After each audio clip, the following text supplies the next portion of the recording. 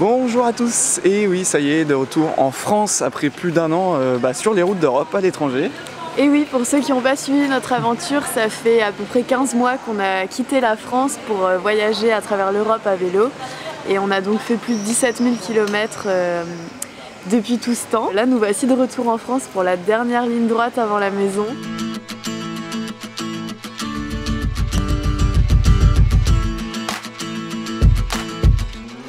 Donc notre première grande étape direction la maison, ça va être le sud de la France, donc depuis Aix-en-Provence jusqu'à Bordeaux dans un premier temps. Et donc pour ce circuit, on va emprunter deux grands itinéraires, un petit bout de la Via Rona et ensuite on va retrouver le canal des deux mers, donc qui passe par le canal du Midi, qui rejoint la mer Méditerranée à l'océan Atlantique. Et c'est parti, premier jour, direction la Camargue.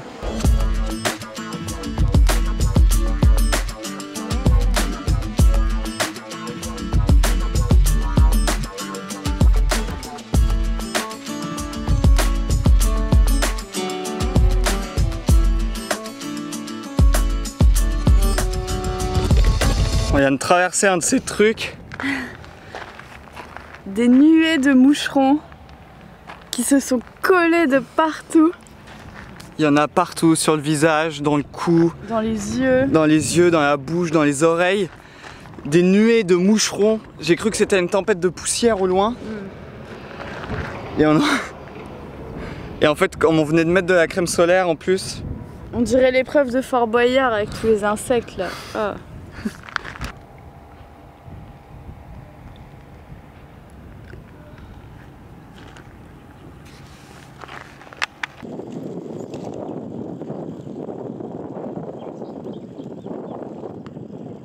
Après cette galère de moucherons là, on a atteint notre objectif qui était la portion de la Via Rona qui passe dans la réserve naturelle de Camargue. Donc là nous y sommes actuellement. On a un itinéraire tout plat, tout droit ou presque tout droit jusque Arles, donc sur une trentaine de kilomètres. Donc là c'est vraiment tranquille, spécial cycliste. La réserve naturelle où on est, c'est censé être une zone humide avec des marais, des marécages. Et en ce moment, c'est la sécheresse, donc il n'y a pas de marécage. Et il n'y a pas grand chose d'ailleurs, on est un petit peu déçus parce que on a fait le détour, on s'attendait à croiser pas mal d'animaux sauvages, des oiseaux, et au final, il n'y a pas grand chose à observer. On n'a même pas vu un flamand pour l'instant, alors que c'est la réserve justement de flamands. Donc on ne sait pas si c'est exceptionnel, si c'est dû à la période, à la saison. À la météo là, qui est pas terrible. Ou si c'est vraiment pas le bon axe pour observer les animaux, on sait pas. Prochaine étape, Arles. Ça y est, nous voici à Arles, donc sous la pluie toujours, mais ça ne nous empêche pas de faire un petit tour. Et on découvre cette ville, on ne connaissait pas du tout et en fait ça vaut vraiment le détour. On a appris que c'était une ville très ancienne, construite au 1er siècle avant Jésus-Christ par les Romains. Et donc il y a encore beaucoup de vestiges conservés, dont cet énorme amphithéâtre juste à côté de moi. Sinon les petites rues sont très chouettes et là on arrive ce soir et on a un autre qui nous attend et après on a un timing assez serré donc on devra repartir demain. Mais on vous conseille d'y passer la journée parce que je pense qu'il y a pas mal de visites à faire. Donc fin de journée pour nous, on va aller se mettre au sec et demain, prochaine étape jusque Montpellier.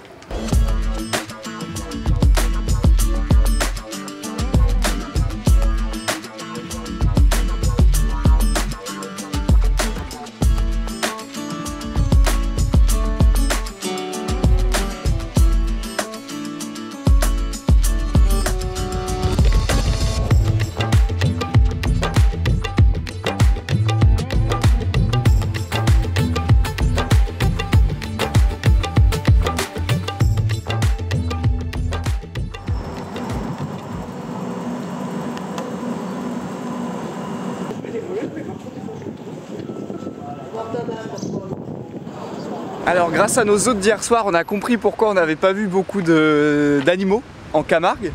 En fait on n'était pas vraiment en Camargue. On n'était pas du bon côté.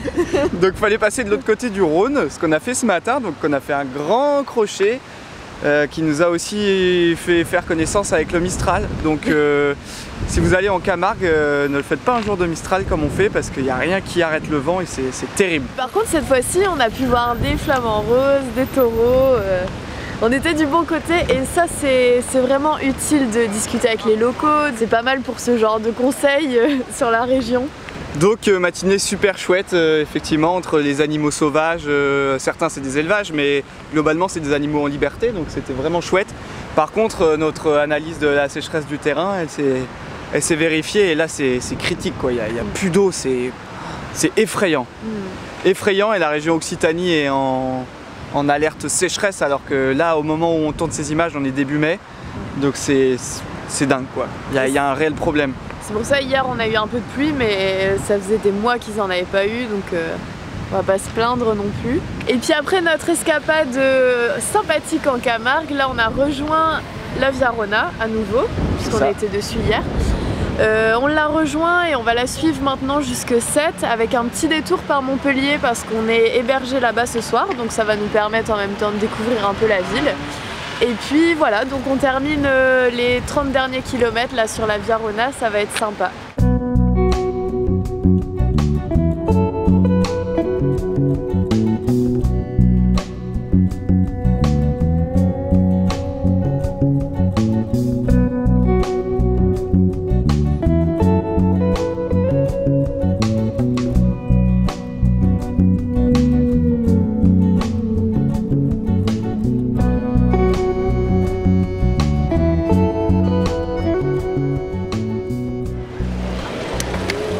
Et voilà, ça y est, fin d'étape aujourd'hui. On est arrivé au cœur de Montpellier. Et bah très bonne surprise, c'est 100% cyclable pour arriver ici, donc trop bien. Super facile. Très agréable. Très belle journée, hein, franchement, l'itinéraire cyclable Via Rona là, c'était vraiment chouette. On a vu des beaux coins, on a fait le petit détour par Sainte-Marie de la Mer pour le petit séjour en Camargue. Et Aigues-Mortes après. Aigues-Mortes, des villes fortifiées le long du Rhône, donc ça c'était vraiment chouette. Et puis ouais, l'itinéraire beaucoup mieux qu'hier, c'était 100% cyclable, hyper bien aménagé. D'ailleurs on a croisé beaucoup de cyclistes. Ouais, carrément. Donc ouais, vraiment chouette étape. Et puis demain, on va jusque Béziers. C'est ça, et peut-être un petit détour, on est encore en train de réfléchir à ça. En attendant, on va faire un petit tour dans Montpellier qui a l'air très agréable et très joli. Et puis faire un gros dodo après. Ouais, grosse journée avec le vent de face, donc il faut se reposer.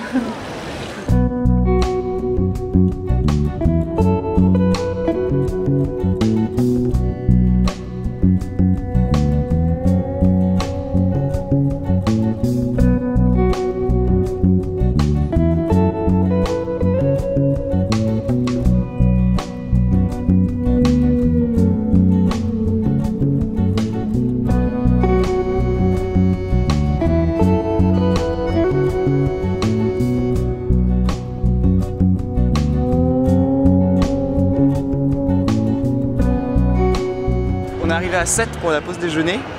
C'était pas une partie de plaisir à cause du vent, mais sinon là ce que vous venez de voir à l'image c'est la route qu'on a pris, donc c'est le canal du Rhône à Sète. Il y a des parties graviers mais ça roule super bien même en étant chargé. Et c'est hyper bien balisé jusqu'à Sète, donc là on a fini la Via Rona en fait. On va continuer sur des pistes cyclables jusqu'à Béziers où on prendra le canal du Midi. Et là pour la pause déjeuner c'est super sympa Sète, c'est vraiment joli, de belles couleurs. Sans le vent, c'est vraiment un plaisir cette route parce que c'est entre marais et mer, il n'y a personne, du coup c'est que des vélos et des piétons, donc c'est à faire.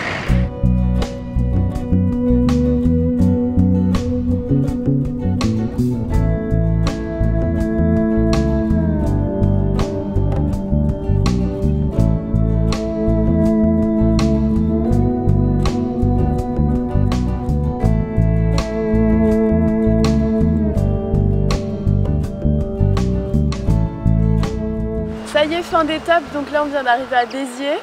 On est content parce qu'on a eu vraiment un vent de face encore aujourd'hui toute la journée, donc on est épuisé. Mais c'était une chouette journée aussi, bien balisée. On a terminé du coup la Via Rona du côté d'Agde. Et ensuite, quasiment tout de suite après, on peut emprunter le canal du Midi qui commence.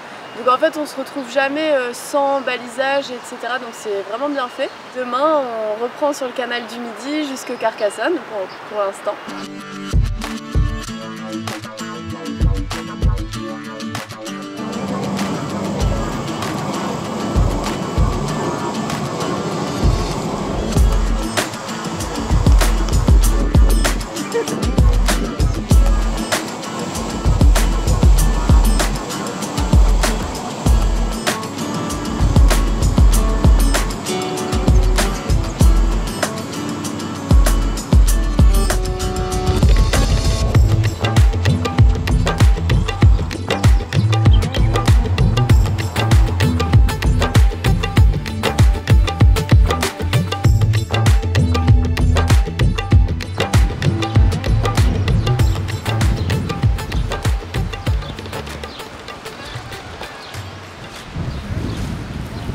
trop chouette tous les bateaux, les péniches qu'il y a au bord du canal. Ce matin en partant de Béziers, on a vu 7 écluses à la suite. Du coup on voyait le bateau manœuvrer, monter, descendre les écluses. C'est assez fascinant en fait, comme système quoi. Et en se rapprochant de Toulouse, il va y avoir de plus en plus d'écluses parce que ça va remonter. En tout cas, jolie pause pour le pique-nique. Ça, depuis le début, à chaque fois pour pique-niquer, il n'y a que des bons spots. Et parmi les bateaux, donc il y a des bateaux de touristes, il y a des péniches, des gens qui vivent dedans, et il y a aussi des épiceries flottantes.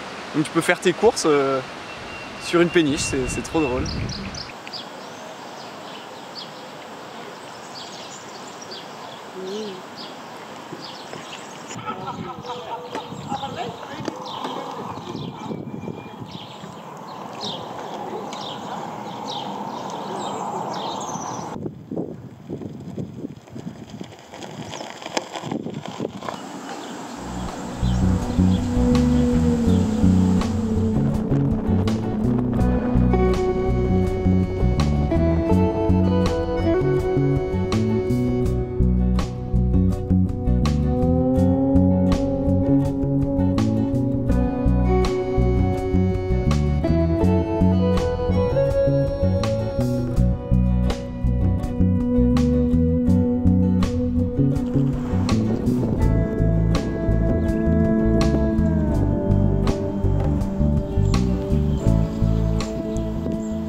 Vu la couleur du nuage devant, je crois qu'il faut aller s'abriter vite fait.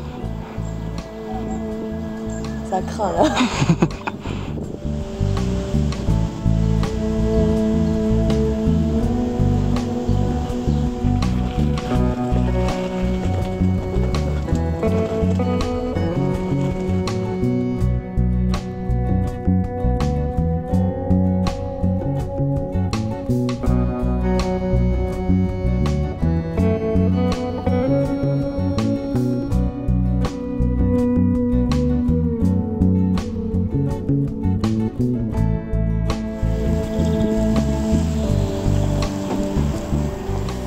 C'est reparti.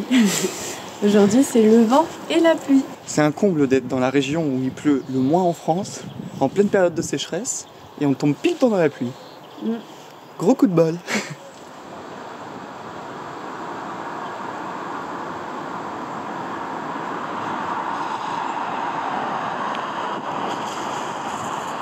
Ça y est, nous voici à Carcassonne.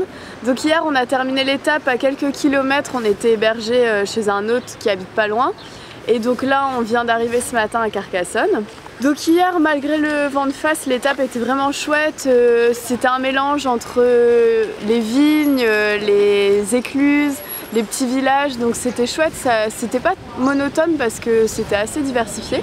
Bah là nous on va pas trop visiter Carcassonne parce qu'on l'a déjà fait, mais on conseille d'y passer la journée parce que bah, c'est chouette. C'est un peu un incontournable sur la route du canal du Midi. Et puis sinon, bah nous là on va poursuivre la route vers Toulouse en suivant le canal.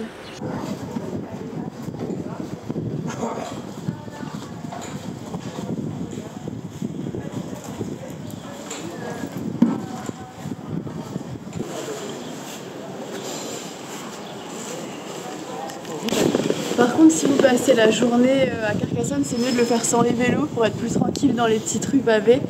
Et il y a un office du tourisme, donc je pense que vous pouvez attacher les vélos devant et ils sont plus ou moins sous surveillance. Mais c'est plus simple sans les vélos.